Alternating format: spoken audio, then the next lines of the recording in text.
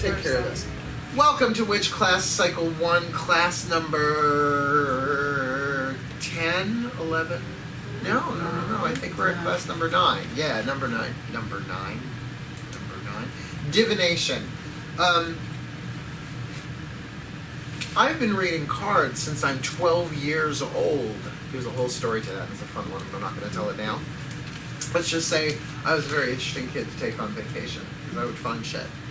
And as turned on as I was by tarot, and yes, I'm a professional reader and I teach people how to read tarot, we've had some things that we've picked up along the way that we love to share in this class because it is our, I don't know if I want to call it a belief, I just think it's a really good idea for every witch to have some form of divination under their belt. Because we're about to define the word. Because when you hear the word divination, that's not usually what you call this stuff. It's often been called fortune telling. And in a way, that's not what divination does. Let's look at the word.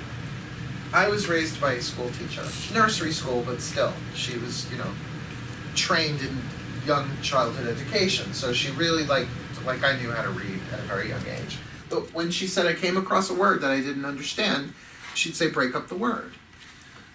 So, we're going to draw a line here. Here's the word Divination. We're going to draw a line right there so that we identify the root of the word and the suffix. Not the Nassau, but the suffix. Ation, is a contraction for the word action. Think of any word, there are a couple of words that do not apply to this, but think of a word that ends in ation. Here, give me a word that ends in ation off the top of your head. All right, someone? Nation. Well, nation is one of those words that don't. Right. Doesn't work. Transportation. Transportation, the action of transport. Decapitation. The action of cutting off a head. Illumination. Illumination, the action of lighting. Of illuming. Illuming? I guess that's a word. Vegetation. Vegetation. Cogitation. Oh, well, that's the action of knowing. To cognize. Isn't that a great word, cognize? Then recognize makes more sense. Masturbation, the action of master, whatever. You sort of get the idea. So then what happens if you put the word divine in front of it?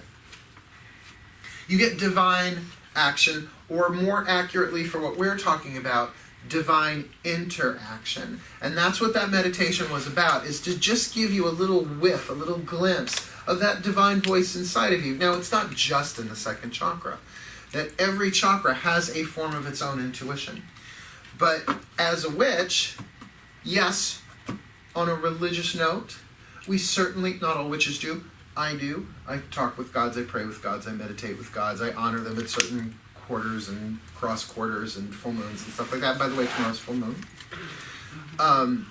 Here. But the divine is within. You are, this is very religious, please forgive me, you are a child of the gods, which means that you inherited divine power. It is who you are. Your intuition cannot really then be separated from divination. Divination tools are external symbols that interact with the divine within you, hence divination. Does that make sense? Thank you, Mom, for teaching me how to take apart words, because then you really can find deeper meaning in words that we just totally bypass all the time. But it definitely does not mean fortune-telling. Cross my palm with silver, I grant you a wish. Yeah, when I was in college, I went to school in Boston, and I went to get my palm read on as a lark. I was already reading cards.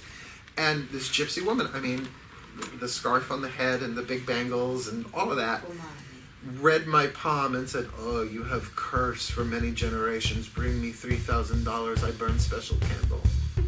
And I walked out of there. I was like, "Wow, do I look like I just fell off a fucking turnip truck?" I want to see what a $3,000. I would love to see a $3,000 candle. That must be something.